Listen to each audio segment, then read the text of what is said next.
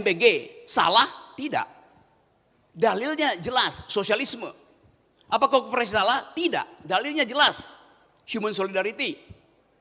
Yang salah adalah cara kabinet menafsirkan isu tentang Prabowonomics. Batalkan menteri-menteri yang tidak paham sosialisme. Pak Prabowo ada dalam kegelisahan hari-hari ini. Pasti tercermin mungkin dalam, kata Bahlil 20 hari itu. Tapi saya sering tidak percaya pada statistik yang diucapkan oleh kabinet. Masalahnya itu, Mama juga nggak percaya. Kami akan undang Bapak Dr. Saganda Nainggolan selaku penulis untuk naik ke atas pentas. Kami persilakan DPR RI untuk naik ke atas pentas.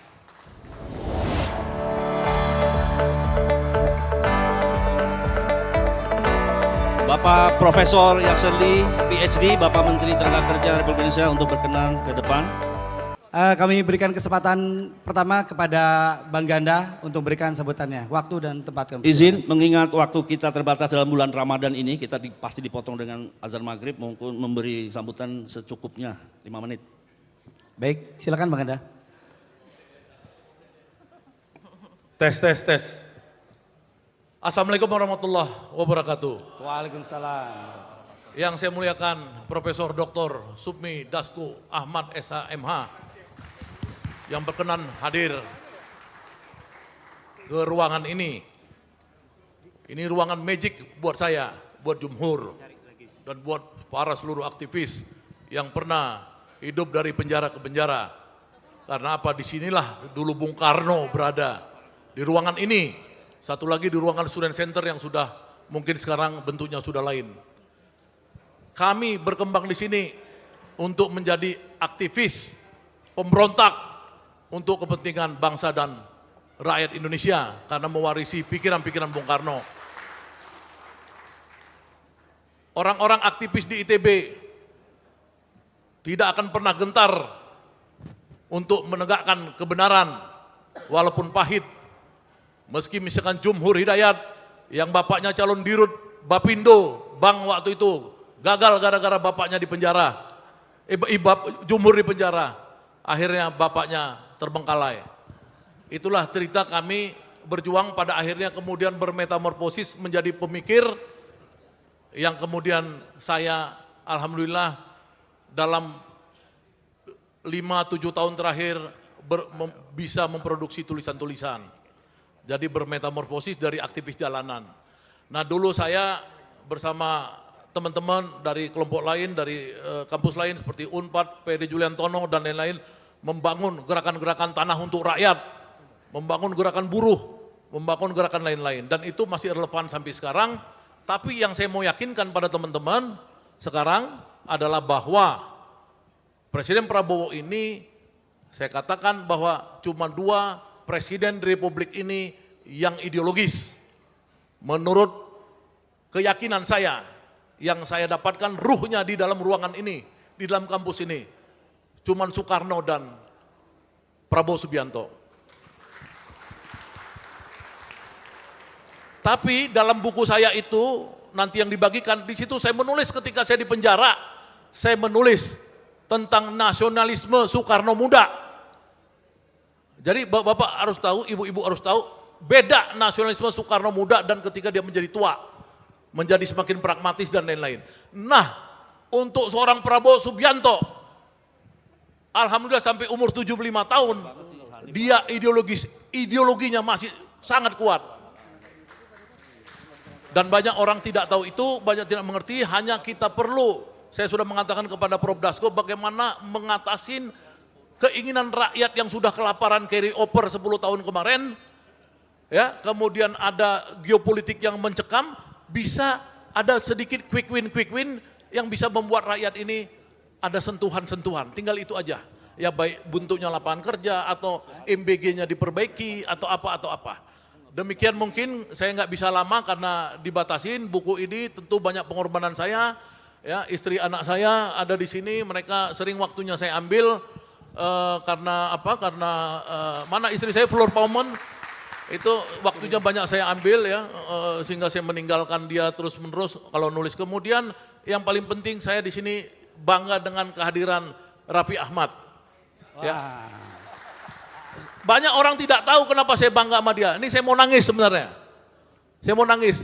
Ketika saya ketemu Habib Rizik kemarin, 2 minggu lalu sama Jumhur, Habib Rizik bilang, Gan, gua kagum sama Raffi Ahmad. Gue bilang, gua aja kagum sama lu, Beb. Gimana lu kagum sama Raffi? Gue bilang, pasti gue lebih kagum. Kenapa? Ternyata ada misterinya. Bahwa ketika saya memposting pertemuan saya dengan Habib Rizik, baru 1 detik Meta dan Facebook dan langsung mendelete. Tapi sama Raffi Ahmad sudah bertahun-tahun Facebooknya masih utuh dengan Habib Rizik.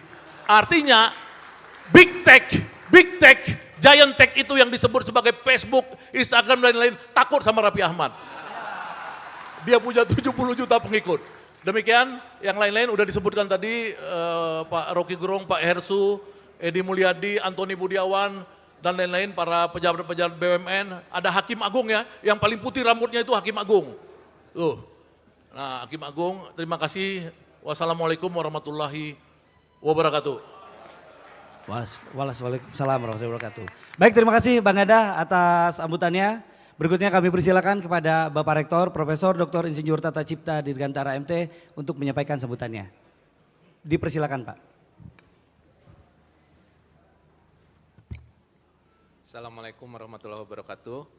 Selamat sore semuanya. Yang terhormat Pak Profesor Sufni Dasko Ahmad, Ibu Hetifah, Pak Yasirli, Pak Ferry, dan tentu saja ini Bang Syahganda, legend di kalangan mahasiswa.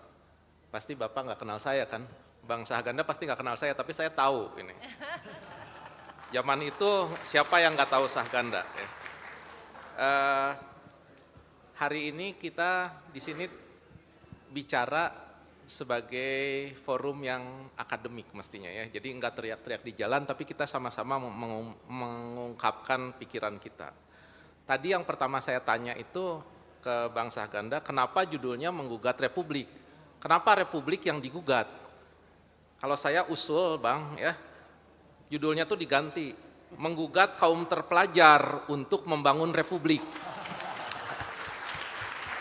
Jangan berantem terus gitu ya, kita sama-sama bangun gitu ya. Politik kita adalah politik kebangsaan gitu. Arahnya harus sama, jangan saling tabrakan, nggak ketemu vektornya ini. Ya, kalau semuanya sana kan resultannya 0 tuh. Resultannya harus sama begitu ya. Ini bedanya saya dengan Syahganda mungkin ya.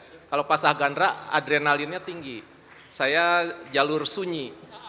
Tapi saya itu ketua himpunan juga Bang, anggota FKHJ juga, beda jalur ya, bukan jalur adrenalin.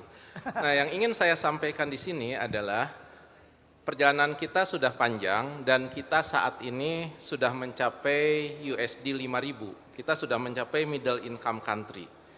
Sudah saatnya kita berpikir ulang tentang Indonesia ini, sudah harusnya kita pindah dari menjual tanah air, hanya menggali sumber daya alam, menjadi menciptakan SDM unggul dan teknologi yang memberi nilai tambah tinggi. Dan itu semua perlu konsistensi kebijakan.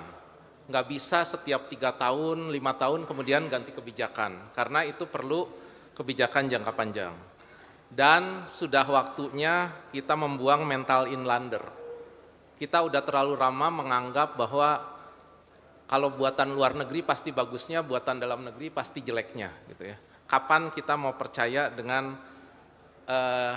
produk kita sendiri? Kapan kita mau percaya dengan kemampuan kita sendiri? Jadi saya kira dengan proses-proses yang ada sekarang, dengan keberpihakan Pak Prabowo terhadap sains dan teknologi yang mungkin hari ini juga akan dibahas, dengan visinya yang jauh ke depan, maka saya mengusulkan agar kita segera investasi untuk sumber daya manusia yang berkualitas, teknologi yang memberi nilai tambah tinggi, investasi kepada perguruan tinggi dan kepada perusahaan-perusahaan dalam negeri, begitu ya. Bukan berarti kita tidak membuka diri, tapi kita harus punya keberpihakan sedemikian rupa sehingga Indonesia itu betul-betul bisa tumbuh 8% dan betul-betul menjadi Indonesia emas, bukan Indonesia cemas ya.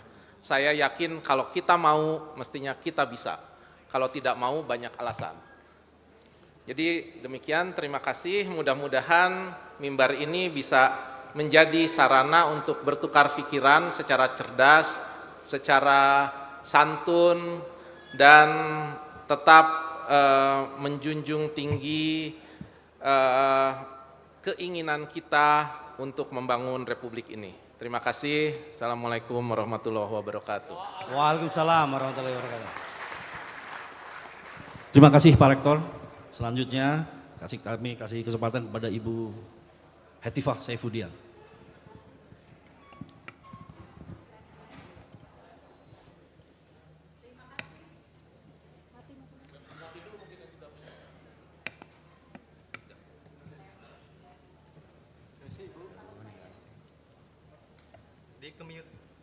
Tes, alhamdulillah. Assalamualaikum warahmatullahi wabarakatuh. Selamat sore semuanya yang kita hormati dan kita sungkan, segani ya, Prof. Sufmi Dasko dan juga rekan saya Mas Misbakun. Kemudian ada beberapa Menteri Kabinet Merah Putih, Bang Ferry Juliantono, Bang Yasirli, dan tentunya yang saya hormati juga, terima kasih Prof. Tata Cipta Dirgantara atas kesempatan yang diberikan. Yang kita banggakan panutan Syahganda, Bang Sufmi Dasko. Saya ingin testimoni, satu orang dalam hidup saya yang berhasil memprovokasi agar saya ke politik adalah namanya Syahganda. Jadi kalau hari ini kita mendiskusikan buku Prof. Tata, judulnya adalah Menggugat Republik, cocok sebenarnya dengan karakter Syahganda yang sangat provokatif tadi. Terhormat sekali ya bisa ada di forum intelektual yang mempertemukan gagasan, kekuasaan, dan masa depan di sebuah ruangan dan kampus yang telah melahirkan begitu banyak pemikir dan pemimpin bangsa. Dan hari ini hadir para penggugat-penggugat sebenarnya ini. Ini hebatnya Great Institute dan PSIK, ya Feral. Hadir di sini penggugat-penggugat yang sudah membuktikan bahwa gugatan itu bisa mengubah arah sejarah. Ada Bang Jumhur yang mengingatkan bahwa suara pekerja tidak boleh tenggelam dalam statistik pertumbuhan gitu ya. Dan ada Bang Rocky Gerung.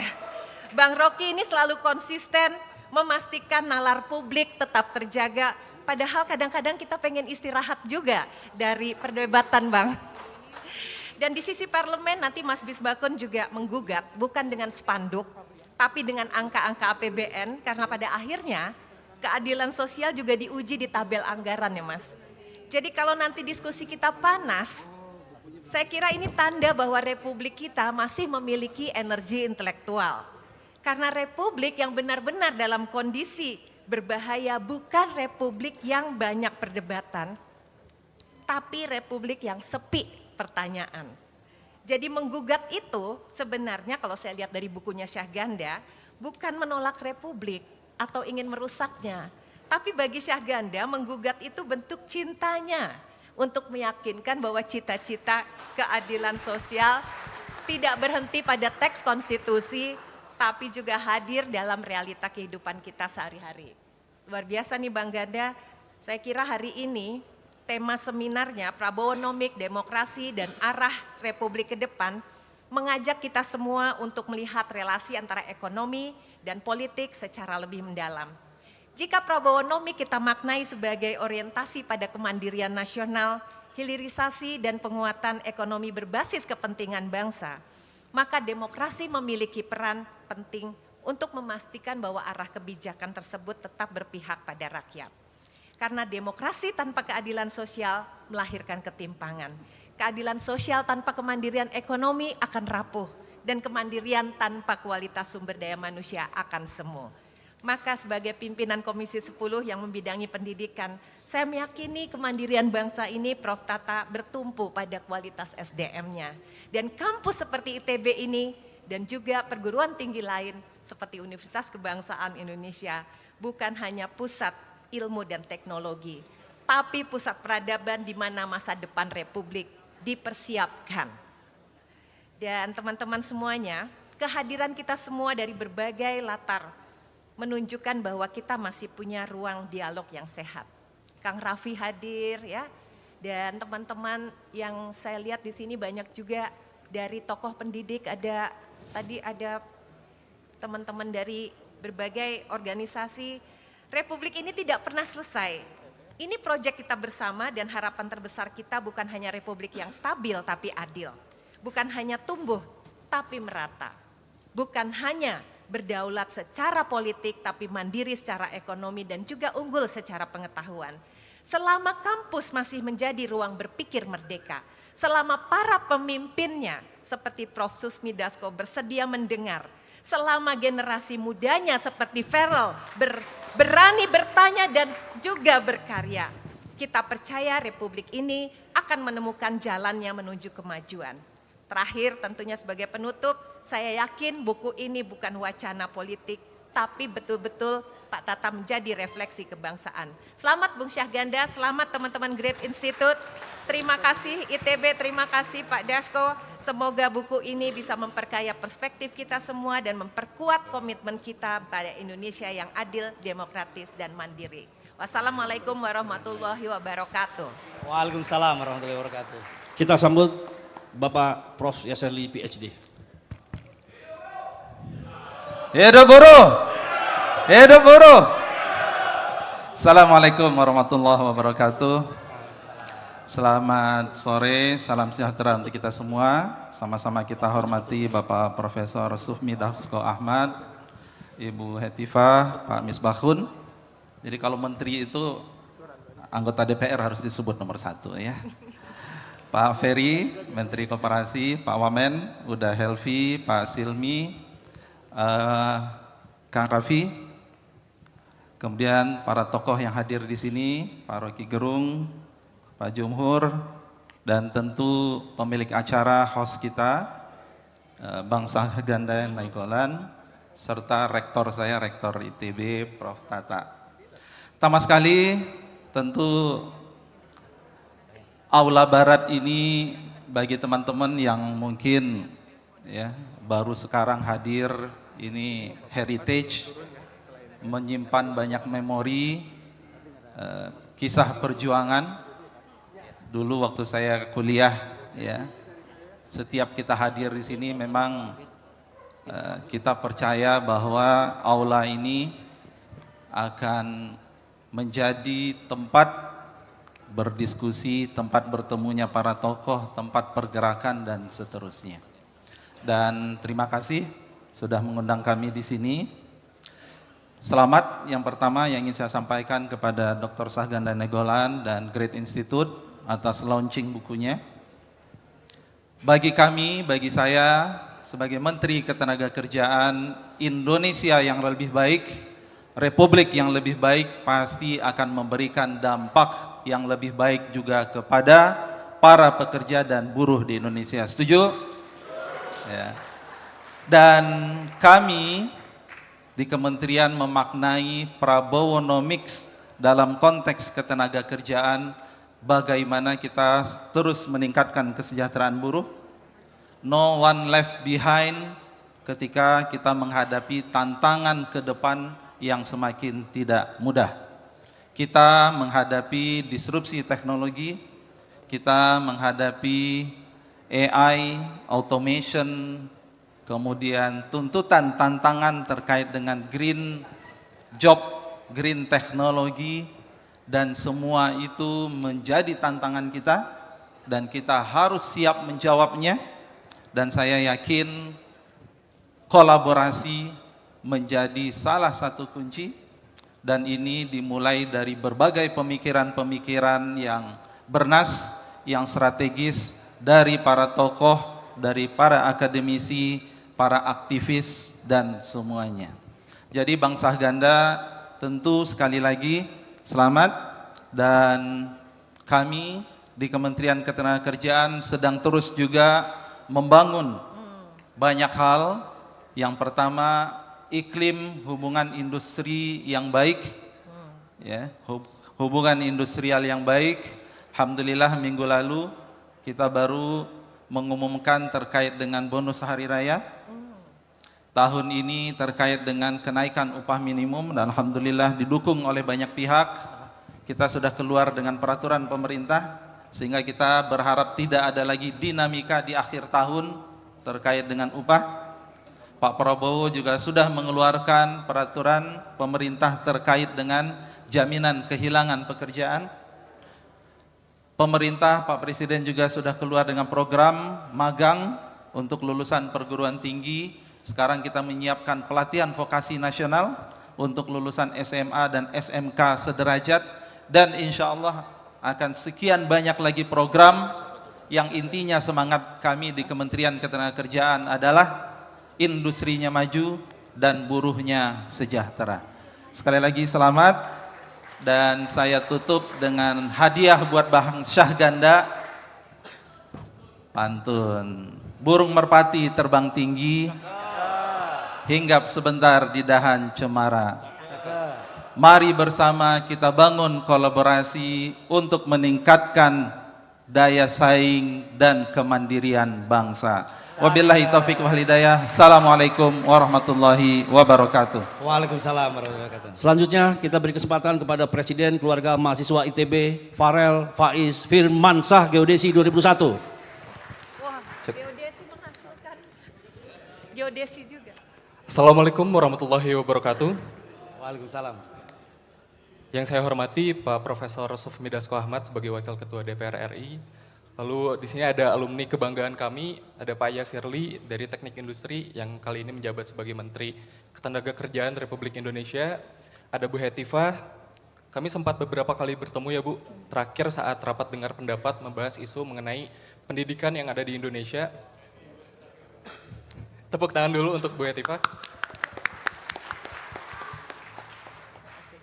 Lalu ada rektor kebanggaan kita semua, Pak Tata Cipta Dirgantara. Mungkin boleh tepuk tangan lagi buat Pak Tata. Dan yang terakhir ada Bang Syahganda Nainggolan. Kebetulan kami sama-sama di Teknik Geodesi, sama-sama IMG, Bang. Kamrat. Oke, mungkin di sini, oh ya, dan para tamu undangan beserta hadirin yang saya hormati dan saya banggakan.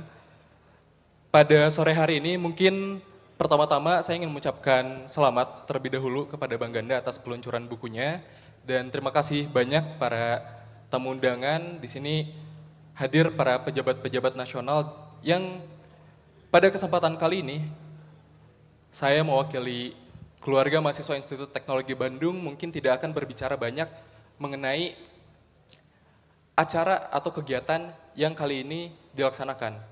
Karena ini bertepatan dengan banyaknya stakeholder yang ada di Indonesia yang hadir pada forum atau diskusi pada sore hari ini, maka dari itu perkenankan saya untuk turut sesuai dengan judul kegiatan atau acara yang dilakukan pada sore hari ini, menggugat Republik. Yang mana di sini saya akan membacakan beberapa keresahan-keresahan kami yang muncul di sudut-sudut kampus ITB kami tercinta, yang harapannya ini juga bisa menjadi wadah bagi para pejabat nasional di Republik Indonesia ini untuk turut bisa mendengarkan apa keresahan-keresahan kami yang ada di kampus ITB tercinta ini. Indonesia hari ini sedang tidak baik-baik saja. Ketidakstabilan ekonomi sudah lama dirasakan langsung oleh rakyat. Daya beli turun, harga-harga naik, dan kesenjangan antara angka pertumbuhan yang diklaim dengan kenyataan di meja makan keluarga biasa terus melebar. Lalu akhir-akhir ini, institusi keamanan negara yang seharusnya berpihak pada warga sipil, yang seharusnya menjadi pelindung, menjadi pengayom, justru terasa semakin represif. Dan yang paling menyakitkan, sampai hari ini masih ada orang-orang yang mendekam di balik jeruji karena mereka memilih untuk bersuara, melantangkan kebenaran. Dan kali ini mereka menjadi tahanan politik dan merekalah yang turut kami perjuangkan untuk bisa dibebaskan. Dan mungkin ini menjadi suara juga dari Institut Teknologi Bandung untuk bisa mendukung para aktivis untuk bisa memberikan pendapatnya di ruang publik dengan sebebas-bebasnya, seaman-amannya untuk kepentingan bangsa dan negara ini. Lalu soal bencana, setiap kali banjir bandang merendam kampung, setiap kali longsor mengubur rumah, setiap kali kebakaran hutan menyapu ribuan hektar lahan, kita selalu mendengar kalimat yang sama. Ini bencana alam, ini musibah, ini di luar kendali manusia. Tapi nyatanya, peneliti tata ruang dan ekolog sudah lama mencatat bahwa bencana-bencana ini adalah konsekuensi yang bisa diprediksi dan sudah diperingatkan sebelumnya. Konsekuensi ini dari izin tambang yang diterbitkan di kawasan, tangkapan air dari hutan lindung yang dialihfungsikan untuk konsesi perkebunan dan proyek strategis nasional, dari kebijakan pembangunan yang bertahun-tahun mendahulukan target investasi di atas keselamatan ekosistem.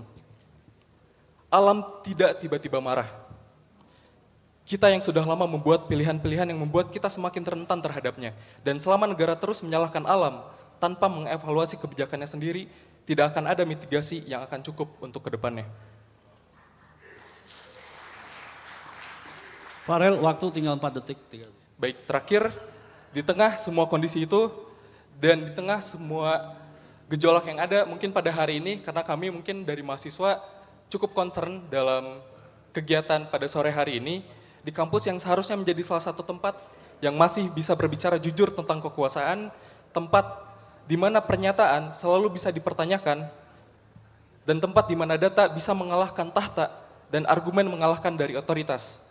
Tapi garis antara ruang intelektual dan juga ruang penyebaran dogma menjadi semakin semu.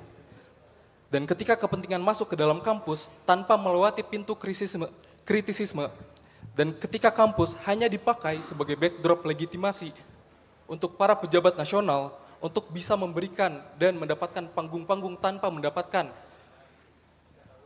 diskusi atau dialektika dari jantung ITB itu sendiri, yaitu sivitas akademikanya, maka ini semua tidak hanya atau tidak lebih daripada sebuah politisasi kampus yang pada akhirnya hanya menjadi panggung bagi politisi untuk bisa mendapatkan legitimasi di ITB ini. Waktunya sama semua 5 menit. Mungkin sekian yang dapat saya sampaikan pada kesempatan kali ini. Mungkin teman-teman saya di belakang dari berbagai warna jaket himpunan yang ada di Institut Teknologi Bandung ingin memberikan sepatah dua patah yang pada akhirnya harapannya bisa dapat didengarkan dan juga bisa dapat untuk dikonsolidasikan secara nasional oleh pejabat nasional yang hadir di sini. Terima kasih. Wassalamualaikum warahmatullahi wabarakatuh. Waalaikumsalam warahmatullahi wabarakatuh. Terima kasih.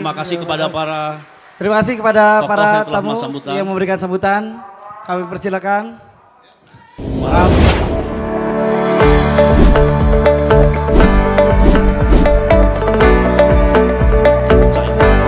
Hari ini kita sudah kedatangan 4 pembicara yang saya kenal semua. Wah. Jadi saya sudah tahu pikirannya dan kita juga tentu sudah tahu pikirannya yang sudah viral. Makanya saya meminta bapak-bapak di sini, abang-abang, mengingat waktu kita yang semakin mendesak untuk bisa memberikan kristalisasi, substansi, esensi, solusi, dan membuat statement yang bisa berdampak. Ya. Kesempatan pertama tentu akan saya berikan kepada Muhammad Jumur Hidayat. Wah, abang kita nih. 10 menit. Terima kasih. Assalamualaikum warahmatullahi wabarakatuh. Waktu tahun Pak Harto jatuh, tahun 98, itu anak-anak ITB memberikan sumbangan pemikirannya yang non-teknis. Karena di luar kampus ada defisit ilmu-ilmu sosial. Maka anak-anak ITB bikin PSIK, main-main di dunia politik, diskusi-diskusi dan sebagainya yang tidak ada hubungan dengan teknik. Jadi ada defisit di luar, dibantu oleh anak-anak ITB. Sumbangan industri pada PDB pada waktu itu masih sekitar 30%. 30% terhadap PDB sumbangan perindustrian. Sekarang, dan mohon maaf nih, dulu ketika seperti itu sumbangannya 30%. ITB nambah-nambah kampus di mana-mana. Tapi yang non teknik, bukan hanya ITB, yang non teknik ya, juga nambah-nambah kampus di mana-mana. Ada surplus pemikiran, tapi identik dengan yang berkembang di masyarakat. Sekolah hukum makin banyak, hukum di pengacara makin banyak, FISIP di kampus-kampus makin banyak, yang orang-orang ahli politik, ilmu politik juga makin banyak. Ada dampaknya terhadap bangsa. Kampus-kampus teknik, tidak hanya ITB, bertambah jumlahnya, orang-orangnya, tapi anomalinya sumbangan perindustrian terhadap PDB menurun. Jadi saya dalam perjalanan berpikir, apa alasannya kampus-kampus teknik tidak membubarkan diri? Itu kemarahan saya. Jadi buat apa? Ini yang saya marah. Kalau Pak Ferry jelas, jurusan ekonomi, akuntan yang nipu-nipu di luar akuntansi makin banyak. Nah, lulusan-lulusan ini, tapi makin banyak tuh, ada dampak gitu loh Pak Saganda gitu. Nah, tapi makanya saya percaya Prabonomik sekarang, saya pasti percaya akan mengembalikan Indonesia menjadi, kalau saya istilahnya MIGA, Make Indonesian Industry Great Again, kira-kira seperti itu. Dan itu fondasinya ITB. Kalau tidak bisa ada MIGA, ya ITB, Pak Rektor, siap-siap aja, ya kan? Siap-siap marah maksudnya gitu loh. Karena saya bilang begini, dalam pidato saya bilang, makin banyak doktor pertanian, makin terpuruk pertanian kita. Makin banyak doktor profesor dalam bidang teknik, makin terpuruk perindustrian kita. Yang salah siapa? Apa yang salah kampus? Apa yang salah mereka-mereka? Bukan. Apa yang salah profesor-profesor? Bukan. Yang salah adalah karena kita tidak punya national guidance untuk menjadikan bangsa ini mandiri. Kira-kira seperti itu. Dan insya Allah ke depan Pak Saganda, kita pastikan Prabowo Subianto di gagasan-gagasannya sudah ada. Makanya saya merapat juga, gitu loh. Kalau enggak saya nggak merapat, jujur aja kan gitu. Nah, gitu Pak Ferry. Ini bacanya telat. Kira-kira begitu. Jadi saya sepakat ada kegandrungan terhadap itu dan mudah-mudahan ini bisa manifest. Saya rasa itu saja pengantar dari saya. Saya berharap ya teman-teman mahasiswa yang ke depan atau yang barusan itu juga berteriak di luar kampus ini. Karena saya sempat malu, saya sebagai lulusan ITB saya sempat malu ketemu teman-teman aktivis mahasiswa. Kerjaan saya di mana-mana rapat dengan mahasiswa, sebagai buruh, demonstrasi di mana-mana, mempersoalkan masalah kebijakan. Rapat dengan aktivis-aktivis yang galak-galak beberapa tahun belakangan ini. Tapi saya nggak mendengar nama ITB. Malu saya. Alhamdulillah forum ini sebagai kick off. Besok kita tunggu Mama ITB berada di Jakarta, berada di mana-mana untuk memastikan Republik ini di jalan yang benar. Terima kasih. Billahi fisabilillah. Wassalamualaikum warahmatullahi wabarakatuh. Waalaikumsalam warahmatullahi wabarakatuh. Terima kasih Bang Subur. Wah, ini nih kalau memang aktivis mah kayak gitu Kalau Bang Ali. aktivis profesor revolusioner dulu seperti itu tadi tuh. Ya. Sekarang nanti 30 tahun 40 tahun kayak gini nih. Iya. Pemimpin buruh. Calon masuk kabinet katanya. Berarti Bang Subur, berarti sekarang agak tenang ya. Ternyata mahasiswa ITB masih banyak yang kritis ya Bang ya. Bagus berarti tenang. Selanjutnya, pembicara selanjutnya kita berikan kepada Pak Ferry Juliantono. Bang Ferry ini sejoli perjuangan sejak di Bandung sampai sekarang. Dan beliau rival kami, anak Unpad. Waktu dan tempat kami persilakan kepada Pak Ferry. Terima kasih. Assalamualaikum warahmatullahi wabarakatuh. Yang saya hormati Pak Sufmi Dasko Ahmad, Wakil Ketua DPR RI dan juga dua ketua komisi Bu Latifah dan Pak Misbahun, Pak Menteri Tenaga Kerja, Pak Wakil Menteri UMKM, Pak Wakil Menteri Pak Silmi tadi, dan seluruh undangan yang mohon maaf saya tidak bisa sebutkan satu persatu. Yang pasti di sini ada Pak Rocky Gerung yang kita semua ingin mendengarkan buru-buru. Pak Jumhur Hidayat dan terutama tuan rumah pembuat buku Pak Saganda Nainggolan. Ini mantan aktivis ITB. Jadi naik turun. Jadi pejabat berkuasa, kemudian masuk penjara lagi. Jadi ini Pak Saganda, Pak Jumur itu up and down. Jadi mahasiswa di penjara, berkuasa, penjara lagi, berkuasa lagi, insya Allah bentar lagi. Nanti tepuk tangan buat Pak Utusan Khusus Presiden, Pak Raffi Ahmad, dan semuanya. Saya nggak bisa sebutkan satu persatu, tapi yang pasti ini buku, saya ingin pernah berapa kali dengan Pak Saganda soal nomics. Sebenarnya nomics itu harusnya udah selesai, karena pikiran-pikiran itu kan sudah banyak buku, banyak referensi, banyak tokoh-tokoh yang sudah menggeluti soal nomics-nomicsnya. Yang belum ini adalah menerjemahkan nomics-nomicsnya. Nah, harapan saya buku Menggugat Republik ini adalah mengimplementasi nomics itu, apapun nomicsnya. Tapi kalau kita pinjam referensi Pak Presiden, Bapak Prabowo Subianto, akar dari ayah, akar dari kakek beliau, memang tidak bisa dilepaskan dari akar sosialismenya dari Pak Margono Djoyo Hadikusumo dan Pak Profesor Sumitro Djoyo Hadikusumo. Akar itu kan ada dalam referensi yang tertuang di Undang-Undang 45 kita, yang memang nafasnya itu sosialis religius, kemudian di pola pembangunan semesta berencana yang di situ ada Profesor Sumitro Djoyo Hadikusumo-nya juga, pola pembangunan semesta berencananya pun juga sudah adalah semangatnya sosialis religius. Dan koperasi itu adalah memang nafas, bahkan disebut sebagai sokoguru karena dia adalah mainstream perekonomian nasional. Jadi sebenarnya Presiden bukan melahirkan pikirannya sendiri, tapi sekarang Presiden sedang menjalankan amanat konstitusi dari kakek beliau, dari para pendiri, Pak Karno, Pak Hatta, dan lain sebagainya, beliau turunkan. Kalau baca buku Pak Prabowo tentang paradoks Indonesia, kemudian ada strategi transformasi bangsa, itu sebenarnya udah langkah-langkah yang beliau sudah akan gunakan ketika, dan sekarang alhamdulillah beliau sudah jadi presiden, beliau sudah tahu apa yang akan dijalankan.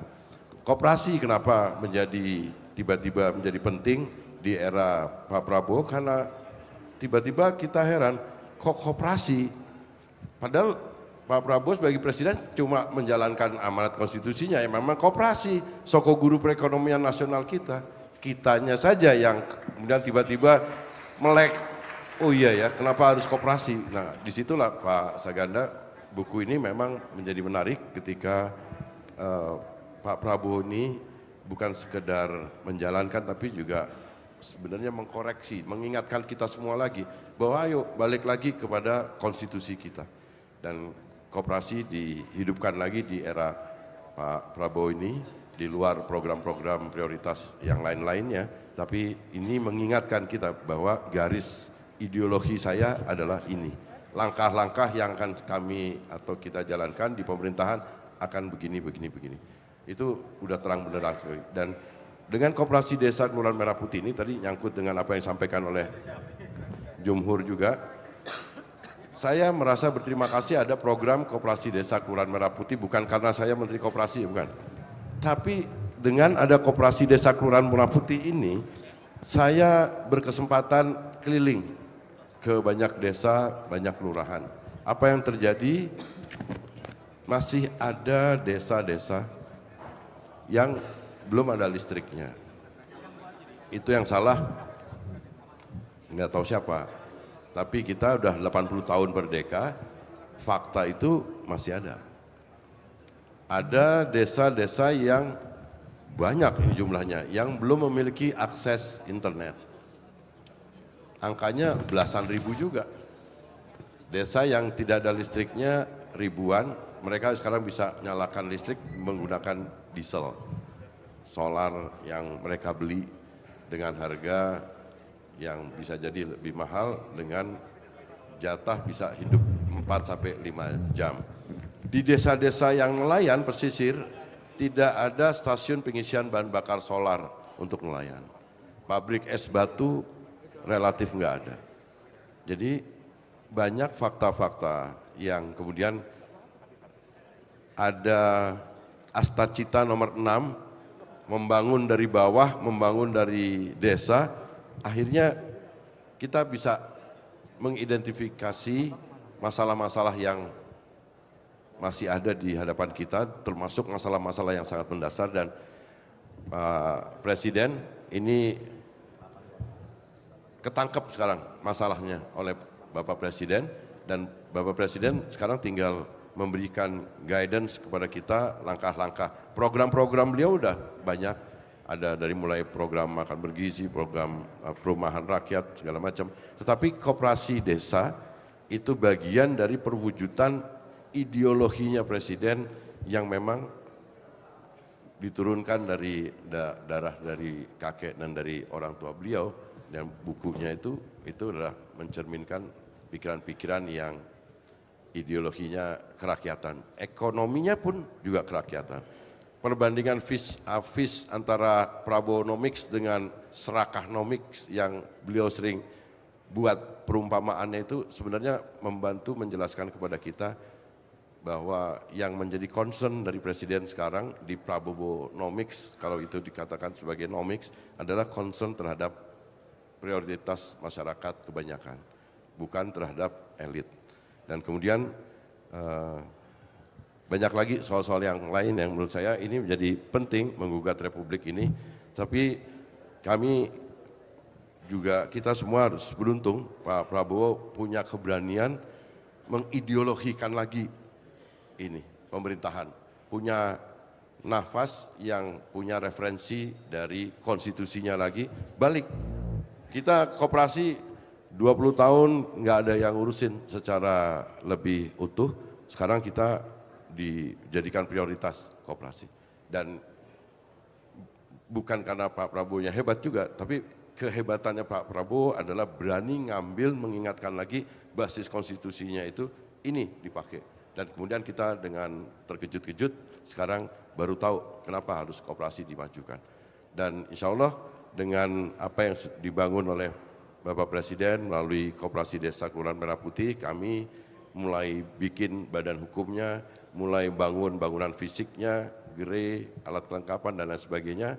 Nanti masuk ke tahap operasionalnya, itu akan membuat satu sistem baru ekonomi yang akan terjadi di lapangan. Menurut saya kita akan menyaksikan 2 tahun lagi insya Allah Koperasi Desa Kelurahan Merah Putih plus dengan program-program yang lainnya bersinergi, itu nanti akan bisa membuahkan. Baru ketemu tuh bentuknya Prabowonomics itu adalah seperti ini. Insya Allah 1 tahun ke depan kita akan udah mulai melihat perbandingan antara Prabowonomics dengan Serakahnomics. Mungkin itu yang saya sampaikan. Terima kasih. Assalamualaikum.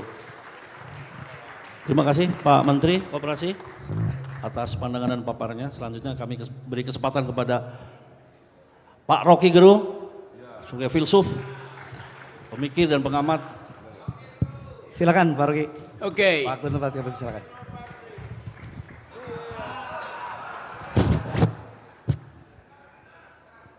Oke, saya mau ucapkan pikiran dan saya minta diinterupsi juga oleh pikiran dari mahasiswa. Saya mau dengar apa yang akan Anda kritik pada saya. Tiba-tiba kita punya energi untuk menghasilkan ulang Indonesia. Tiba-tiba ITB menjadi penting, bukan karena seminar ini, tapi diganggu oleh mahasiswa. Saya pakai istilah diganggu, bahasa Inggrisnya diinterupsi. Kebijakan harus diinterupsi supaya dia tidak jadi monolitik. Kita bicara tentang Prabowonomics. Saya nggak pernah tahu apa pikiran Prabowo. Sampai akhirnya dia sinopsiskan dalam istilah Prabowonomics, maka timbul percakapan akademis. Begitu disebut Prabowonomics, orang berpikir bahwa ada metodologi di situ, ada ideologi di situ. Jadi apapun, Prabowonomics sudah jadi genre economics. Baik buruknya Anda bongkar secara metodologi. Apakah Prabowonomics berinduk pada Keynesian economics atau berinduk pada Milton Friedman? Itu tugas intelektual. Bahwa Prabowonomics tidak dimengerti oleh 70% kabinetnya, itu kesalahan rekrutmen.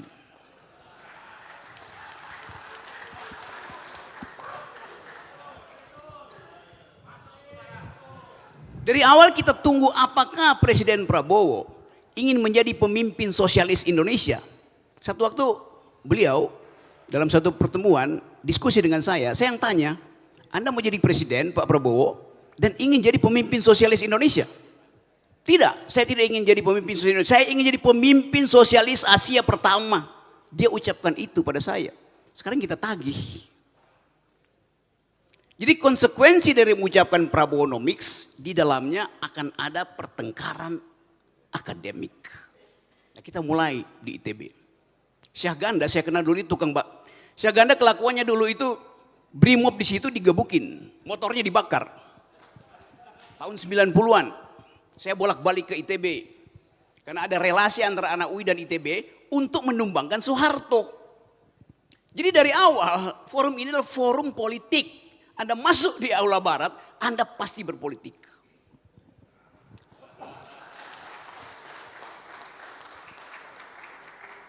Dipakai istilah menggugat republik. Apa itu republik? Etimologinya kita tahu, res publica. Semua hal tentang publik harus dibicarakan oleh publik. Tetapi hari-hari ini kita lihat isi dari publik itu bukan lagi pikiran. Padahal res publica didesain untuk menghasilkan the public use of reason. Penggunaan nalar publik. Sekarang komunikasi politik dikuasai oleh buzzer, dikuasai oleh influencer, dikuasai oleh algoritma. Republik dirancang supaya ada percakapan. Inti pikiran republik adalah konsolidasi. Kata konsolidasi dari kata Yunani, dari kata kon dan solidare. Kon artinya bersama-sama, solidare artinya diikat. Itu dasar pikiran republik. Sekarang adanya kon doang, solidarenya nggak ada tuh. Ada kebersamaan tapi tidak ada ikatan nilai. Karena itu Prabowonomics harus dipakai untuk mengikat nilai yang kita sebut republik. Jadi kita coba lihat, ada perkembangan politik dunia. Dunia hari ini diisi oleh kaum realis. Donald Trump realis, Netanyahu realis. Apa yang mau kita lakukan? Lakukan countervailing value. Antipoda dari realisme adalah sosialisme itu. Jadi kalau kita ingin buktikan bahwa Prabowonomics itu bermakna secara akademis, uji dalil-dalilnya. Coba kita lihat di awal. Konstitusi kita bilang ekonomi boleh dihasilkan melalui akumulasi, artinya kapitalisme. Apa itu? Korporasi. Tetapi konstitusi juga bilang ekonomi harus menghasilkan kemakmuran bersama. Itu pentingnya badan usaha milik negara. Konstitusi juga bilang bahwa kehidupan ekonomi harus pro pada rakyat kecil. Karena itu ada koperasi. Jadi ada 3 player di dalam ekonomi kita. 1 korporasi, tugasnya akumulasi. 2 BUMN, tugasnya menghimpun kekuatan untuk kemandirian ekonomi. 3 adalah koperasi untuk human solidarity itu. Lengkap ada di situ. Jadi kita tidak memusuhi kapitalisme. Wong di situ disebutin fungsi korporasi. Kita menganggap bahwa negara ini peduli pada keadilan sosial kalau kita tafsirkan Prabowonomics sebagai bagian dari upaya untuk human solidarity. Di situ ideologinya tuh. Jadi teman-teman semua, ada kesempatan untuk duel argumen. Ada kesempatan untuk menguji kebijakan. Kalau kebijakannya salah, bukan ekonominya, bukan ilmu ekonominya yang salah. Economics doesn't lie. Ilmu ekonomi tidak mungkin salah. Economics does. Yang salah itu ekonom. Ilmu ekonomi metode, apa yang salah di situ? Tapi turunan derivat pertama dari metode adalah kebijakan. Jadi dengan pandangan itu kita bisa evaluasi. Apakah MBG salah? Tidak. Dalilnya jelas, sosialisme. Apakah koperasi salah? Tidak. Dalilnya jelas, human solidarity. Yang salah adalah cara kabinet menafsirkan isu tentang Prabowonomics. Jadi apa konsekuensinya? Lanjutkan ideologi itu dengan basis sosialisme. Batalkan menteri-menteri yang tidak paham sosialisme. Terima kasih.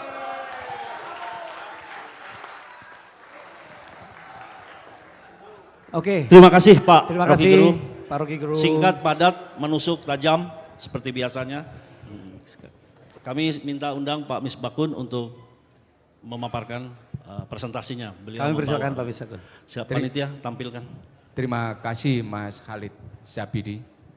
Yang saya hormati Bapak Profesor Dr. Insinyur Sufmi Dasko Ahmad, SHMH, yang menjadi panutan kita semua.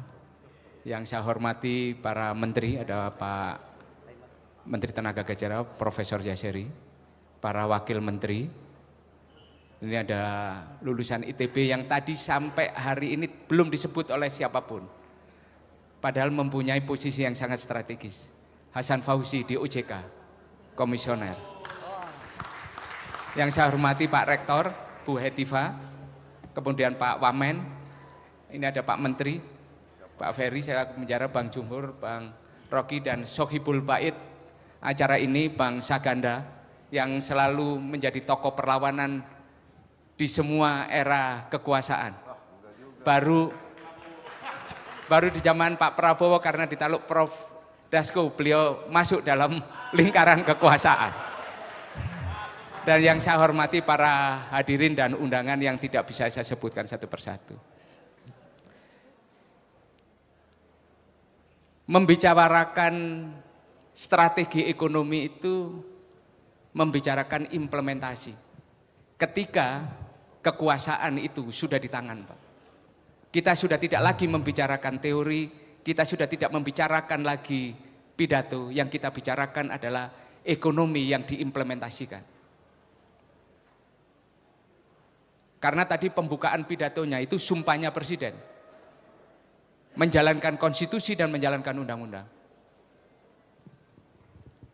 Ketika semua aktivis mengepalkan tangan di jalan, Presiden ketika sejak hari pertama dilantik, dia sudah memikirkan apa yang akan dia kerjakan untuk rakyatnya.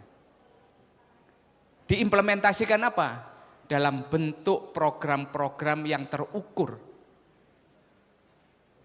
Sedikit sekali Presiden yang mengutip pasal 33. Pak Prabowo lah yang dalam setiap pidatonya selalu mengutip Undang-Undang Dasar 45 pasal 33. Bumi, air, serta kekayaan alam yang terkandung di dalamnya digunakan sebesar-besarnya untuk kemakmuran rakyat.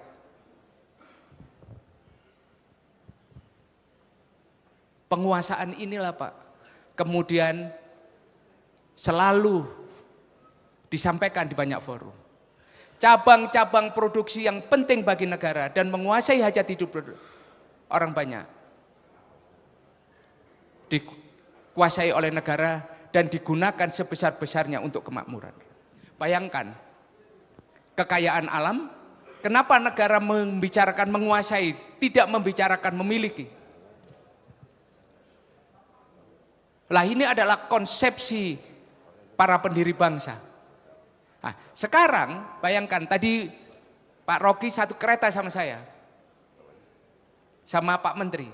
Saya sampaikan, Presiden yang mengutip konstitusi dan kemudian menjalankan konstitusi hanya Pak Prabowo, Pak. Yang memikirkan sampai piringnya rakyat berisi apa, itu Pak Prabowo, Pak. MBG itu implementasi dari pemikiran dari seorang presiden yang ingin memastikan generasi penggantinya itu adalah generasi yang diintervensi oleh negara kecukupan gizinya. Itu intervensi negara, Pak. Jadi kalau Bang Rocky Gerung tadi membicarakan soal Milton Friedman, kemudian soal Keynes, Pak Prabowo sudah membicarakan piring nasi rakyat saya akan sarapan dengan apa? Jauh, Pak. Gitu. Dan kalau tadi dibicarakan, ditanyakan, menteri-menterinya tidak menjalankan program. Menteri itu pembantu presiden, Pak. Presiden bicara apa? Tanya Pak Yaseri. Pelaksanaannya dioperasionalkan seperti apa? Lah, contoh ketika tadi dibicarakan mengenai bagaimana akumulasi kapital. Kapitalisme hanya membicarakan bagaimana akumulasi kapital. Presiden membicarakan bagaimana koperasi itu dioperasionalkan pada ujung pemerintahan, di ujung kekuasaan, di mana? Di desa. Dan namanya sangat patriotik, Pak. Koperasi Desa Merah Putih. Itu simbol kedaulatan. Bapak-bapak kalau lihat bagaimana kekuatan ekonomi pribumi mau ditransformasikan. Negara sebagai katalisator. Akumulasi modal, itu yang ingin saya sampaikan. Bumi, air, serta kekayaan yang terkandung. Kapitalisme state. Kapitalisme itu ada di negara. Diimplementasikan apa? Dalam program-program yang dirasakan oleh rakyat. Yang terjadi saat ini apa? Mencegah terjadi kebocoran ekonomi sumber daya itu oleh orang yang menyalahgunakan. Nah, semuanya sedang berjalan. Dan ini semuanya ekonomi konstitusi. Ekonomi konstitusi. Dalam rangka apa? Mewujudkan jarak antara konstitusi yang di langit kemudian menjadi kebijakan yang bisa dilaksanakan dan dioperasionalkan. Bayangkan, ekonomi skala, ekonominya, infrastruktur dibangun, semua dibangun. Membangun koperasi Desa Merah Putih itu, Pak, bagaimana membuat barang produksi bisa nyampe di tengah-tengah rakyat. Melalui jalur ekonomi yang efisien. Di dalam sebuah sistem yang dioperasionalkan oleh koperasi. Koperasi itu adalah bentuk oleh usaha bersama. Akumulasi urunan, iuran. Iuran pokok, iuran wajib, iuran sukarela. Tidak ada dividen di sana, yang ada sisa hasil usaha yang berputar kembali kepada anggotanya. Dan itu akan dipakai untuk mengurusi kebutuhan rakyat, misalnya beras, cabai, telur, minyak goreng, dan sebagainya. Dan itu bayangkan dioperasionalkan oleh inisiatifnya oleh negara. Dilibatkan kekuatan kapital negara di Bank Himbara untuk aktif mendistribusikan pinjamannya. Kurang apa lagi presiden kita? Kalau kemudian Bang Rocky Gerung menyanyikan presiden kita kurang sosialis seperti apa? Bahkan iuran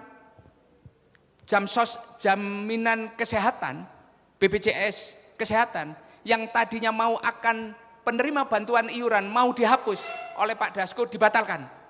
Karena itu tidak sesuai dengan keinginan Bapak Presiden. Dibatalkan.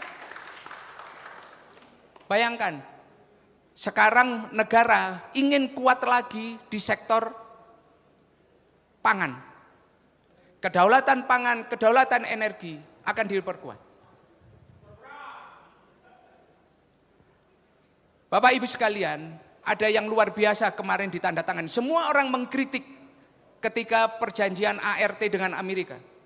Tetapi ketika pecah perang antara Israel Amerika menyerang Iran, distribusi minyak dunia terganggu. Ketika kita mengimpor dari Amerika, walaupun itu dikritik oleh banyak orang, itu jalan keluar yang membuat sebagian pasokan energi kita itu terpenuhi dan kebutuhan energi kita bisa tercukupi. Walaupun itu memang masih belum menjadi bagian dari ketahanan dan kedaulatan energi kita. Tapi strategi itu ternyata apa? Memberikan penguatan terhadap strategi-strategi lain untuk diimplementasikan. Pada kesempatan ini saya ingin menyampaikan bahwa Presiden dengan kekuatan politik yang paling masif. Karena apa? Dari 8 partai politik parlemen, hanya 1 yang tidak memberikan dukungan, walaupun tidak oposisi secara langsung. Presiden paling kuat saat ini dukungan politiknya adalah Bapak Prabowo Subianto. Tinggal satu hal, bagaimana menteri-menteri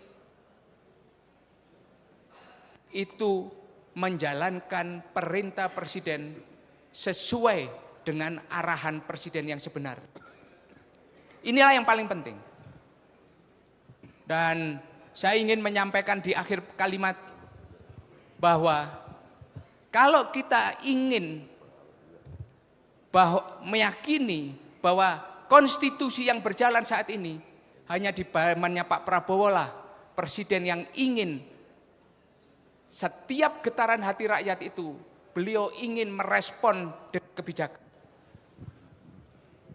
PP tidak naik, itu respon sangat luar biasa.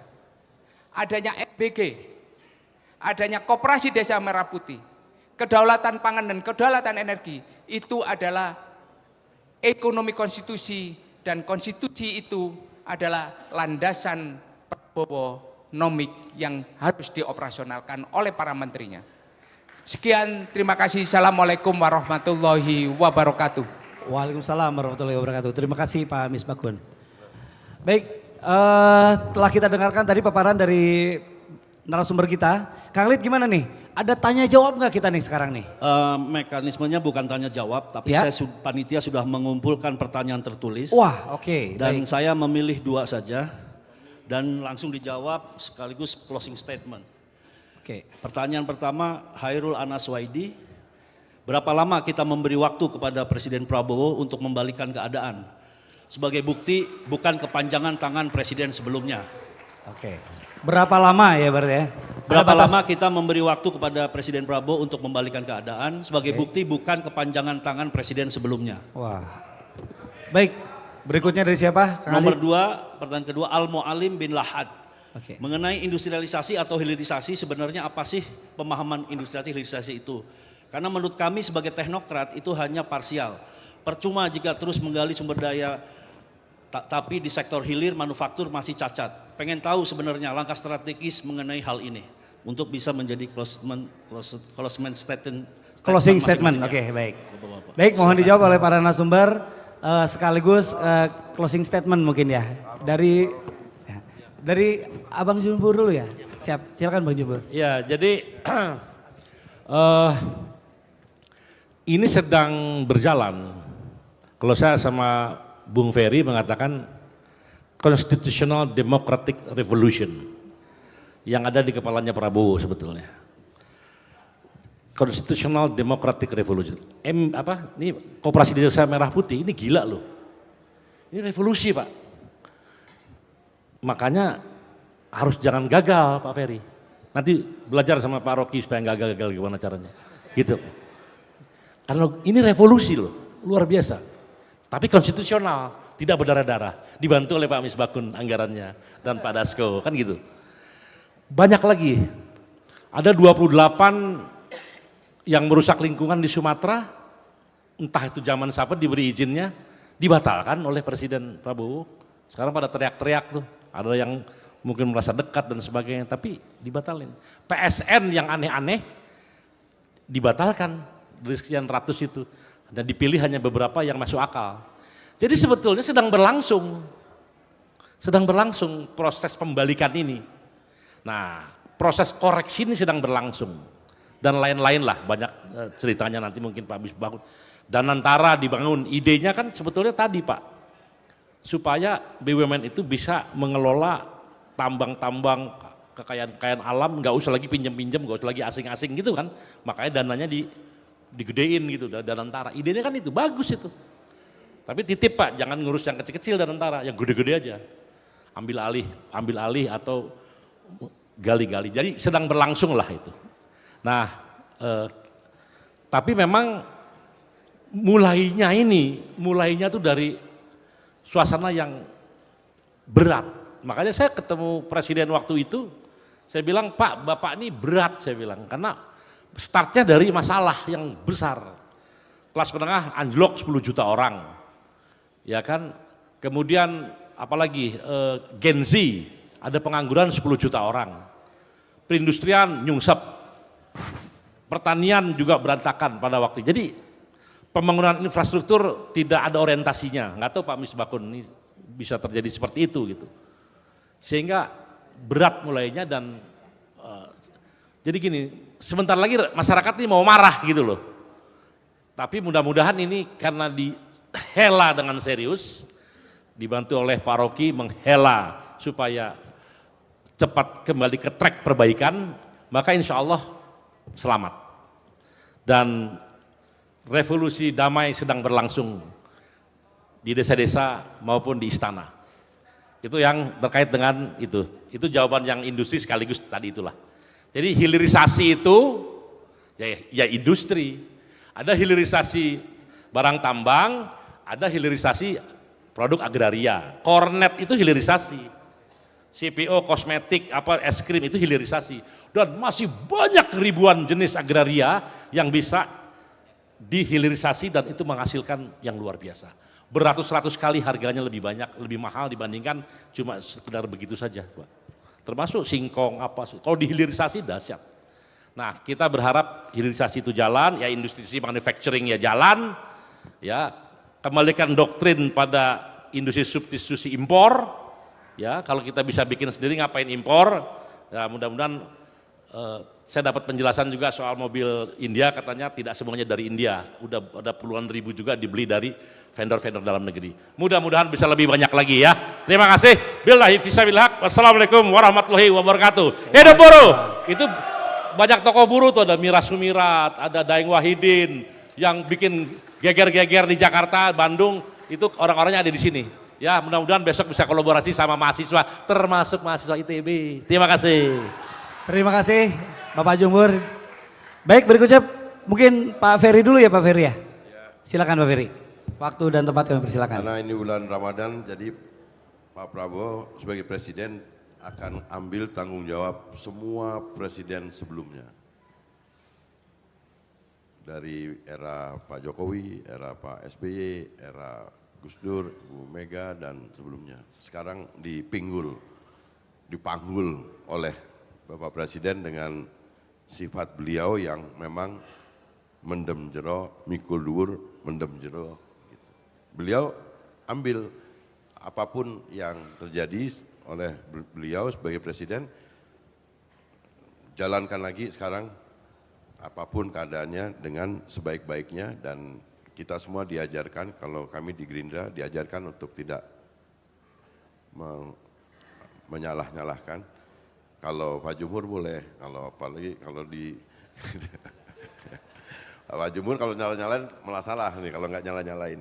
Tapi harapannya bahwa memang disitulah sebenarnya kita melihat kebesaran hati seorang Prabowo dan sebagai presiden beliau ambil tanggung jawab dan beliau meluruskan arah yang praktek ekonomi ya khususnya, dia tarik ke tengah dengan berat gitu. Membalikan, menggeser ke tengah pendulum itu bukan persoalan yang gampang karena memang tadi disampaikan oleh Pak Rocky banyak hambatan-hambatan yang sebenarnya tidak semulus. Kalau kita punya Prabonomics, ada punya langkah-langkah dan kemudian langsung jalan, nggak bisa karena memang butuh proses, butuh menyingkirkan faktor-faktor yang itu bisa jadi faktor-faktor itu dipinggirkan membutuhkan waktu. Koperasi pun juga sama, saya contoh koperasi desa ini taruhannya juga besar. Sama seperti tadi sampaikan Pak Jumhur, ini harus sukses. Kalau nggak sukses, nggak ada lagi namanya koperasi lagi bisa jadi di Indonesia. Taruhannya juga besar juga. Oleh karena itu saya sepakat ini udah diarahkan oleh Presiden dengan benar, kita sebagai pembantu presidennya harus menjalankan dan koperasi ini bukan tugasnya Menteri Koperasi, berarti koperasi ini amanatnya konstitusi, tugas kita semua untuk menjaga supaya koperasi, apalagi program koperasi desa ini bisa betul-betul bermanfaat, memenuhi KPI yang sebenar-benarnya. program makan bergizi dengan segala masukan dari masyarakat itu adalah penerjemahan pasal 34 Undang-Undang Dasar 1945. Kewajiban negara untuk melayani sampai tadi disebut oleh Pak Misbahun sampai ke piring-piring rakyat itu kewajiban negara, penerjemahan pasal 34. Jadi memang Presiden sedang menjalankan revolusi damai, menjalankan kembali pasal-pasal yang ada dalam Undang-Undang Dasar 1945, khususnya pasal 33 dan pasal 34 yang memang itu menjadi warna dari ideologi kerakyatannya Undang-Undang Dasar 1945. Mungkin itu aja, saya akhiri, terima kasih. Baik, terima kasih Pak Ferry. Tentu saja kalau Pak Ferry kalau ditanya mau ngasih waktu berapa lama, ini agak, ini ya. Siapa? Ini Pak Rocky Gerung kira-kira berapa lama, pertanyaan kan seperti itu yang akan kita minta. Oke. Silakan Pak Rocky. Berapa lama 2 tanker yang ditahan di Selat Hormuz tiba di dapur emak-emak supaya piringnya tidak kosong? Itu jawabannya. Kata Bahlil 20 hari itu. Tapi saya sering tidak percaya pada statistik yang diucapkan oleh kabinet. Masalahnya itu, mama juga nggak percaya. Kalau saya korting 50%, bagaimana membuktikannya? Oh ada grafiknya, oh iya. Tapi grafik itu bisa direkayasa hanya untuk menjilat presiden. Kan kejujuran mesti diberikan tuh. Jadi kalau dikatakan bahwa krisis sudah sedang terjadi, pasti. Tapi mitigasinya bagaimana? Itu soalnya tuh. Saya beri nama keadaan hari ini dengan faktor tertahannya suplai energi dunia dan kondisi daya beli masyarakat kita hari ini. Kita ada di dalam keadaan the beginning of the end. Semua data sosiologi ada di situ. Kalkulasi politik ada di situ. Jadi kalau kita buka persoalan, dengan gampang kita tahu ada potensi kerusuhan politik di tingkat elit. Bayangkan misalnya kalau dia crossfire dengan 20 hari tidak tersedia BBM yang diklaim oleh Bahlil. Mudah. ITB bisa bikin modeling untuk uji itu. Bahwa akar ketiga dari 8 sama dengan 2 karena 2 pangkat 3 adalah 8. Matematikanya ada di situ. Tapi kalau keadaan itu dihasilkan semata-mata dengan matematika statistik, semua variabel bisa berubah. Jadi kita ingin persoalan ini terbuka itu. Dan saya anggap bahwa kabinet, menteri-menteri, sejumlah menteri lebih sibuk dengan public relation dirinya tuh. Tidak mau mendengar public opinion publik.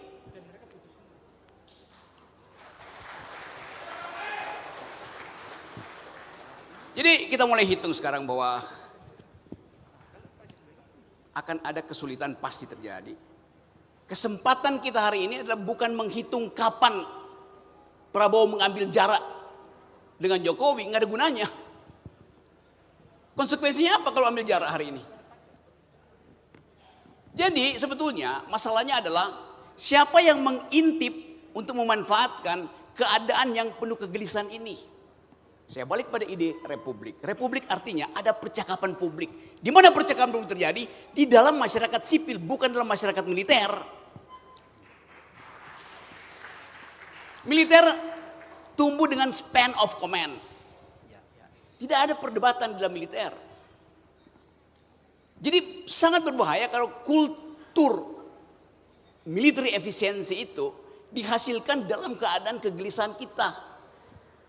Saya ingin supaya percakapan publik kembali diasuh oleh masyarakat sipil. Hanya dengan cara itu kita percaya demokrasi bisa dilanjutkan. Kita tahu bahwa politik adalah the art of the possible. Seni tentang yang mungkin, saya rubah. Politics is the art of attacking the impossible. Bahkan yang tidak mungkin bisa kita atasi. Kalau ada situasi perdebatan publik yang dibuka. Jadi saya anggap bahwa Pak Prabowo ada dalam kegelisahan hari-hari ini. Pasti tercermin mungkin dalam bahasa tubuhnya, tercermin dalam ucapan-ucapan dia yang hati-hati. Terpaksa dia mesti hati-hati. Kenapa? Anggota kabinetnya tidak mampu untuk mengucapkan kejujuran pada publik.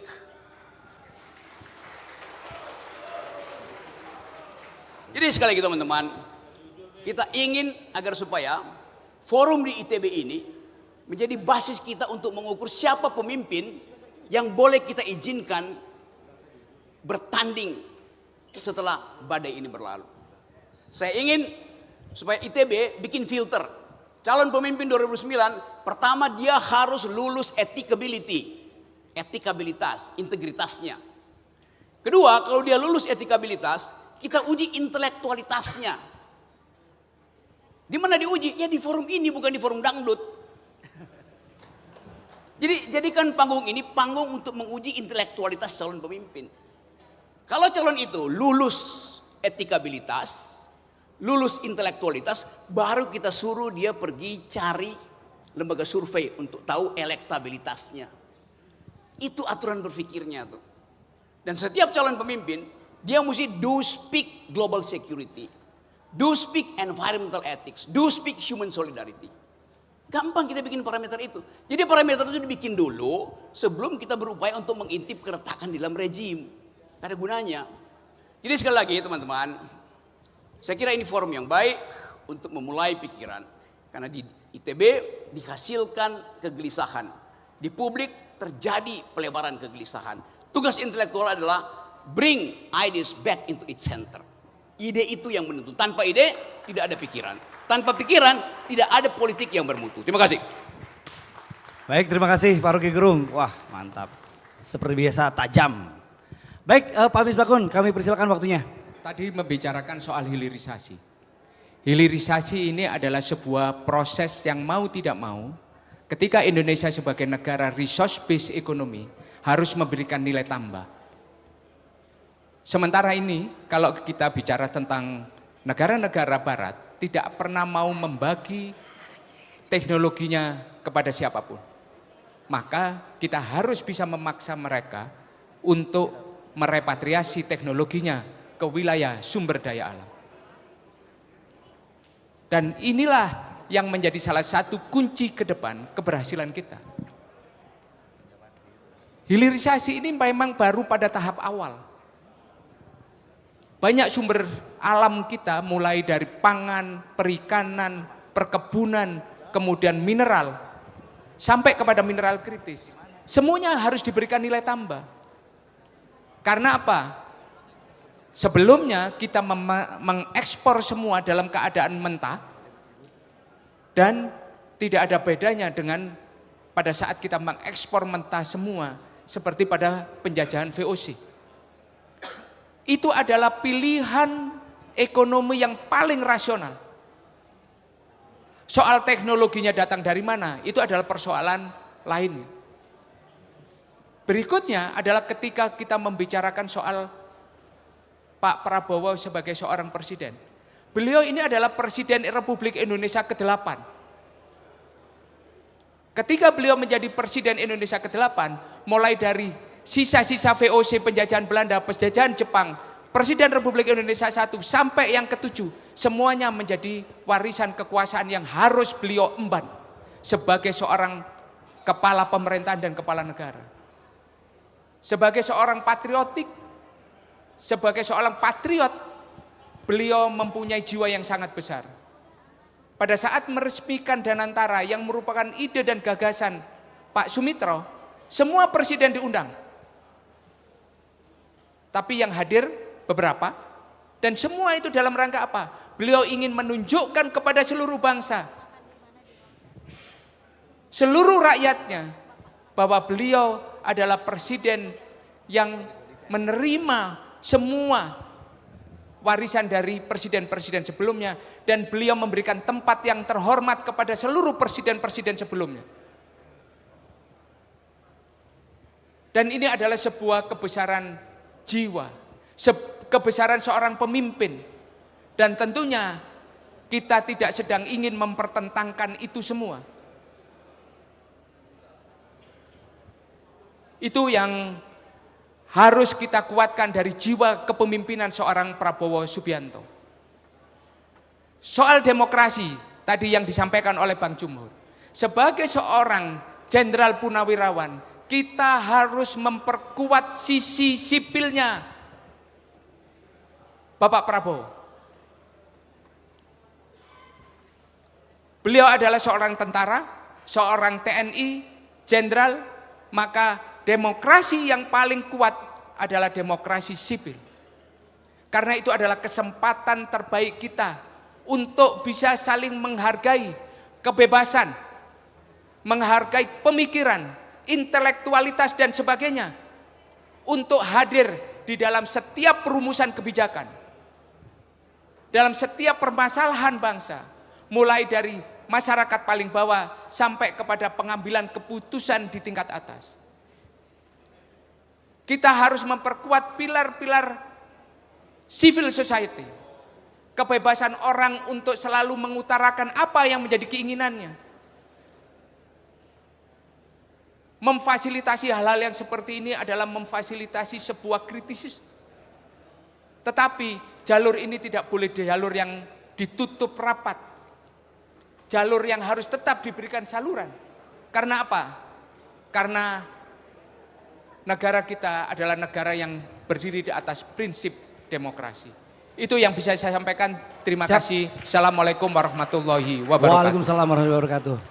Terima kasih Pak Misbakun. Dengan penuturan dari Muhammad Misbakun, Ketua Komisi 11, dengan itu kita acara seminar nasional dan dialog nasional kita tutup. Ya. Kita beri sambutan meriah buat 4 pembicara. Boleh tepuk tangan untuk para pembicara kita. Yang kita seminarnya, tokoh yang sudah berkenan hadir di sini. Saudara Ferry Juliantono, Abang Jumhur, Mas Misbakun dan Bung Rocky. Terima kasih.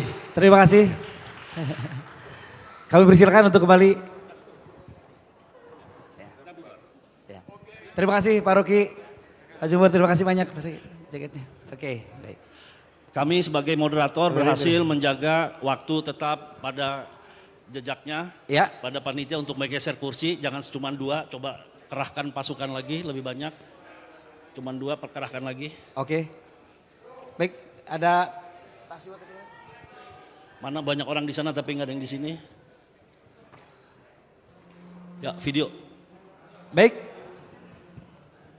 kita saksikan video berikut ini.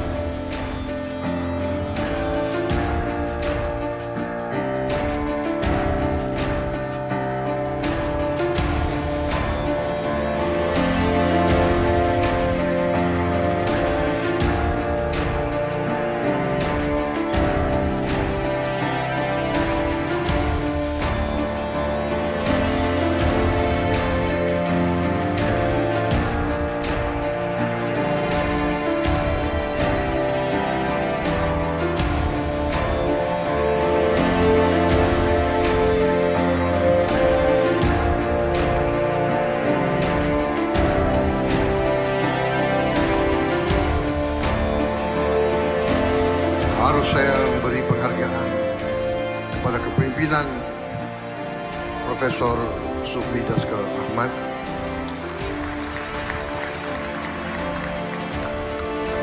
Beliau berhasil memimpin pengembangan universitas ini dengan baik.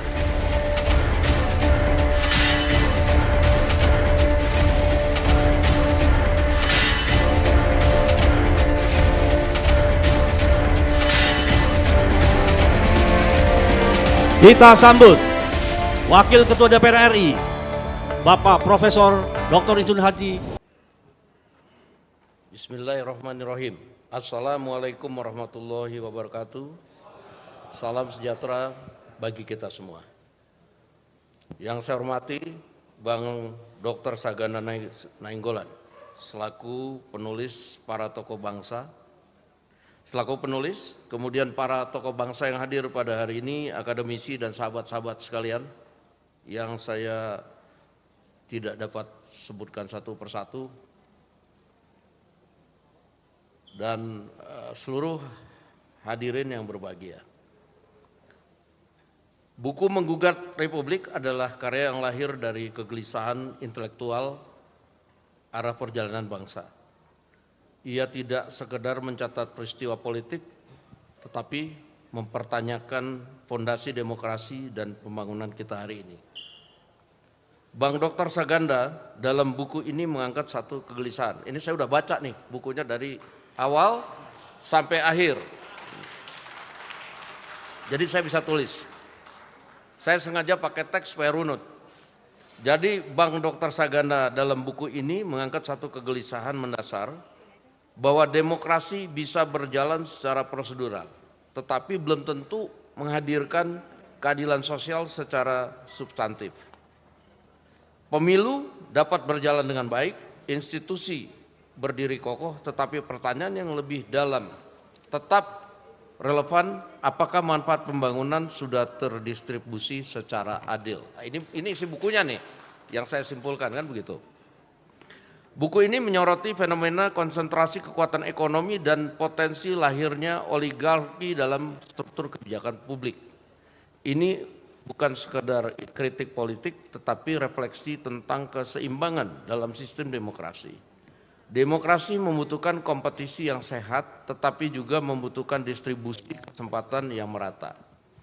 Ketika kekuatan ekonomi terlalu terpusat, ketika akses terhadap sumber daya menjadi semakin sempit, maka jarak sosial berpotensi melebar, dan jarak sosial yang dibiarkan terlalu lama dapat menggerus kohesi nasional. Nah, ini sedikit dari buku, dan sebagian lagi nanti saya baca. Tapi saya tergelitik tadi ada pertanyaan yang di luar teks ini. Tadi ada pertanyaannya yang mungkin saya akan coba ikut menjawab. Berapa lama Prabowo diberikan waktu untuk kemudian mewujudkan janji-janjinya? Kan kira-kira begitu. Saya justru akan bertanya kepada kawan-kawan sekalian. Berapa lama kawan-kawan masyarakat sipil memberikan persatuan nasional kepada Prabowo agar dia punya waktu untuk bisa mewujudkan janji-janjinya buat kesejahteraan rakyat. Karena pada hari ini masyarakat sipil kita tidak kompak.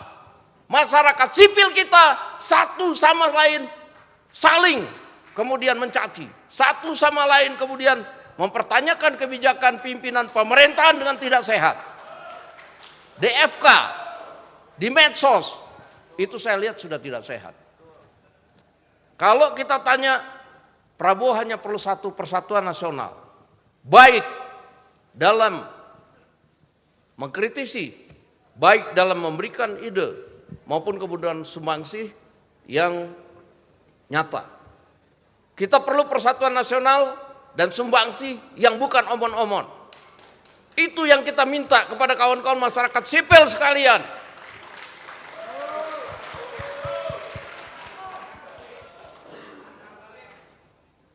Kalau tadi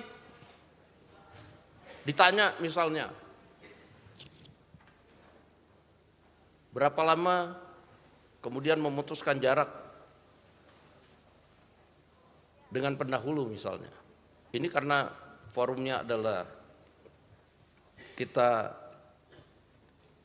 boleh bicara apa aja. Betul nggak? Ya. Ini kan forum akademisi, kan benar kan? Jadi kalau kita bicara soal itu, seharusnya pertanyaan itu nggak ditanyakan. Kenapa? Jarak itu akan mulai ketika kemudian sudah yang lama meninggalkan, dilantik yang baru, kan harusnya begitu. Ya kan? Nah, kalau kemudian dibilang soal intervensi kebijakan, saya rasa enggak. Bisa dilihat bahwa izin-izin misalnya pertambangan yang dikeluarkan entah pada zaman siapa, yang kemudian dikoreksi pada pemerintahan ini yang tidak memberikan kontribusi kepada bangsa, yang kemudian juga sudah diberikan izin pemanfaatan kawasan hutan, tetapi kemudian tidak ada kontribusinya buat negara. Saya bukan membela bahwa Pak Prabowo omong-omong, enggak. Tapi kenyataannya siapapun yang punya itu dan siapapun di belakangnya izinnya dicabut, tanahnya disita. Nah, oleh karena itu teman-teman sekalian, bahwa keadaan tadi dibilang oleh adik-adik mahasiswa tidak sedang baik-baik saja. Memang sedang tidak baik-baik saja. Ketika Prabowo dilantik, itu juga sudah tidak baik-baik saja. Benar nggak? Nah, kondisi global juga mempengaruhi. Sangat mempengaruhi. Nah, tetapi yang paling penting tadi adalah bagaimana para teman-teman dari masyarakat sipil, misalnya itu mari kita bersatu. Saya lihat pemimpin-pemimpin masyarakat sipil yang potensial justru saling satu sama lain pada saat ini kemudian saling menjatuhkan. Saling kemudian tidak memberikan ide yang sehat. Saya lihat misalnya di 105.000 mobil yang diimpor. Saya memang karena saya di legislatif, saya juga nggak terlalu banyak campur urusan eksekutif. Nah, ketika saya dengar bahwa ada impor 105.000 mobil pick up, loh, saya juga terganggu dong. Saya kemudian minta cuma satu, siapa yang melaksanakan? BUMN. Saya berstatement, tunggu presiden pulang, itu tolong ditunda dulu. Nah, tetapi kemudian yang kita tidak tahu dalam perjalanannya, mereka sudah pesan sampai dengan 1.000. Lalu nggak berapa lama presiden pulang. Kita minta supaya diadakan rapat dan minta dijelaskan rinci. Nah, memang tadi ya harusnya yang di BUMN itu mengkomunikasikan dengan lebih jelas bahwa 105.000 mobil itu dia sudah melakukan pembelian di dalam negeri sekitar 46.000. Nah, kemudian ke Suzuki, ke Daihatsu dia sudah datang, tetapi mereka nggak bisa. Karena apa? Kebutuhan mobil mereka sudah dipesan oleh dapur-dapur MBG. Misalnya begitu, yang pada saat ini juga sedang marak melakukan pembelian mobil. Lalu akhirnya dia datang, sebutlah kita ngomong ke Toyota. Toyota ada yang stok 4x2. Bisa 4x4. Pabriknya di sini bisa produksi. Tapi butuh waktu lama banget. Yang ready ada, masuk dari Thailand. Tapi harganya hampir 2 kali lipat dari mobil yang dipesan dari India. Nah, oleh karena itu diputuskan bahwa oke, kita akan impor dari India dengan catatan 2027 ada pengusaha yang sudah akan bikin pabrik di Indonesia. Sehingga kemudian yang namanya after sales service segala macam itu kemudian bisa terpenuhi dan kemudian pabriknya ada di sini. Nah, itu sementara soal mobil yang kemudian dari tahun ke tahun kita ini nggak punya namanya mobil produksi Indonesia yang benar-benar diproduksi. Dan ini dalam asta-cita dan yang sekarang sedang diwujudkan oleh Pak Prabowo yaitu adalah membuat mobil nasional yang benar-benar dirakit, dibuat di dalam negeri. Jadi pekerjaan yang besar-besar ini menunggu hilirisasi, penertiban kawasan lahan dan lain-lain itu juga menunggu support dari kita semua. Tadi juga Bung Rocky Gerung sudah ngomong, kalau tentara itu nggak ada perdebatan, mereka satu komando A, dia ke bawah A. Tetapi masyarakat sipil ini kan nggak kayak tentara. Nah, untuk itu saya himbau di sini kita perlu persatuan nasional, bukan untuk siapa-siapa, bukan untuk presiden, tetapi untuk rakyat Indonesia karena hasilnya dari program yang dinamakan Prabowonomic ekonomi segala macam pasal 33 koperasi merah putih itu adalah untuk kebaikan dari rakyat Indonesia. Dan dilakukan oleh Pak Prabowo misalnya dalam perjanjian dagang 1080 barang dari Indonesia di dalam tarif dagang itu 0%. 0%. Mungkin baru dengar kan? Nah ini saya kemarin agak protes, kok nggak dijelasin. Saya bilang bahwa 1080 item barang kalau kita jual ke Amerika kena tarif 0%. Dari hasil itu kemudian hampir sebagian besar kenanya 18%. Pak Prabowo bilang, aku ini udah lama jadi orang Indonesia, jadi aku ini harus berpolitik sekarang ini politik berselancar namanya. Kiri, kanan, supaya semua senang dan tenang, bukan buat apa-apa. Aku dibilang menjilat Amerika, biarlah, yang penting rakyatku senang. Dia dagang barangnya bisa dibeli dan bayar biaya nggak mahal. Kira-kira kan begitu. Saya jadinya banyak melenceng dari apa namanya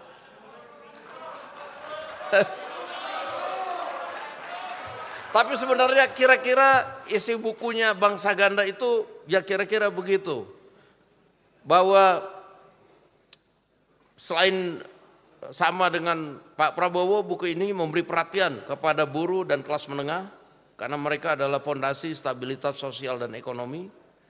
Jika tekanan struktural membuat mobilitas sosial semakin sulit, jika kesempatan kerja berkualitas semakin terbatas, maka demokrasi kehilangan salah satu pilar utamanya. Begitu Pak Jumur, betul nggak? Di sisi lain kita juga menghadapi tantangan global yang tidak ringan, perubahan geopolitik, fragmentasi ekonomi dunia, disrupsi teknologi dan ketidakpastian rantai pasok global menuntut bangsa ini memiliki fondasi nasional yang kuat. Dalam konteks inilah gagasan tentang kemandirian bangsa menjadi penting. Kemandirian bukan berarti menutup diri dari dunia. Kemandirian adalah kapasitas untuk menjaga kepentingan nasional, memperkuat kemampuan domestik dan memastikan kerjasama internasional membawa manfaat yang adil.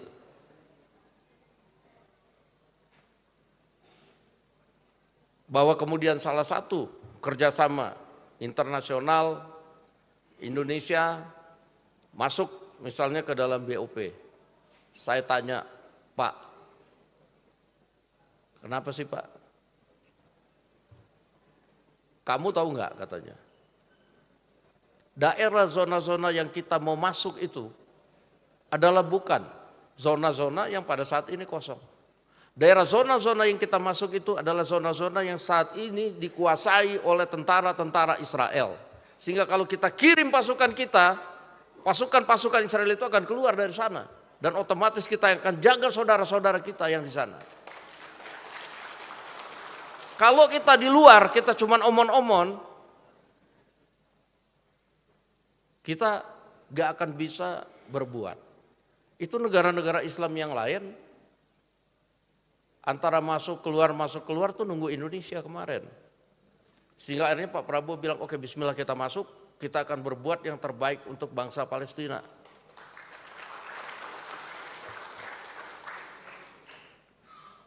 Saya bukan seorang Islam yang taat, kata Pak Prabowo. Sholat saya masih kosong-kosong. Tapi hanya Prabowo Subianto yang kalau keadaannya nggak perang sekarang ini, yang bisa menyelamatkan rakyat Palestina dengan mengirimkan tentara dan peralatan dan berdiri tegak di situ dan bisa diterima oleh saudara-saudara kita bangsa Palestina tanpa menimbulkan kecurigaan. Nah, itu kira-kira apa namanya sedikit-sedikit yang saya bisa dari hasil tadi, yang pertemuan-pertemuan itu kan saya suka tanya kan gitu. Dan pada akhirnya saya simpulkan, Republik akan kuat jika rakyat merasa dilibatkan dan memperoleh manfaat nyata dari setiap kebijakan. Jadi kalau ngomong menteri, ya sedikit-sedikit nanti sudah evaluasi lah itu. Republik akan kokoh jika keadilan sosial tidak hanya menjadi prinsip normatif tapi menjadi praktek nyata. Dan semoga buku ini memperkaya percakapan kebangsaan dan pertemuan kita pada hari ini memberikan manfaat bagi kita semuanya.